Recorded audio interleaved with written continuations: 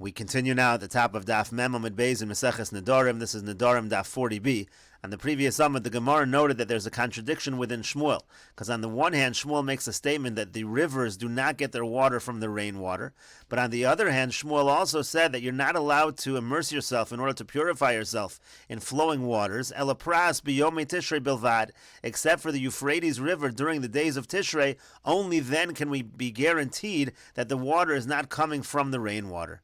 As the Mefarish over here says, elapras biyomei Tishrei bilvad, the Chol Yemos Hashana, what Shmuel is saying is that all the rest of the days of the year, Rabbin notes from Al Azochlin that you're going to have more rainwater coming in. Min hageshamim sheyardin l'sacho comes from the rain, or min hashlagim and from the snow, shemispashrin kol yemos hachama, which is melting the entire summer season.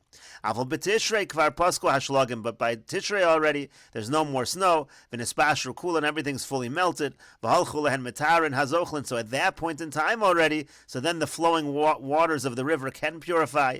Ve'ein benaros elamei of Shenovin Bilvad. All you then have in the river is the water from the river itself. It's not coming from the rainwater, so that's the only time that you really can use the waters of the river to purify oneself, is when you know it's not coming from the rainwater. So that's the contradiction you see from that statement of Shmuel. It seems like the water in the rivers, generally speaking, is coming from the rainwater. And the Gemara says along the same lines, Avua de Shmuel, Avid lahon mikvos levinse, biyomei Nisan umafze biyomei Tishrei.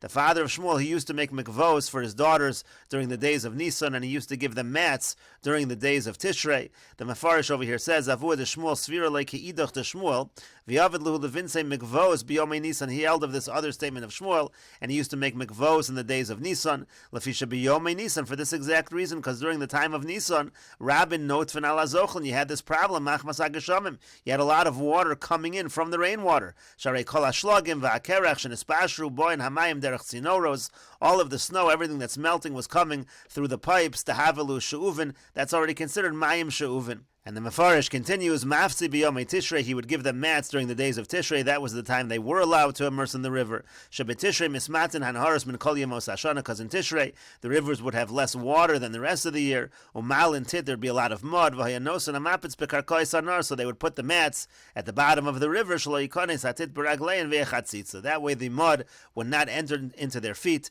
and it would not create a chatzitza.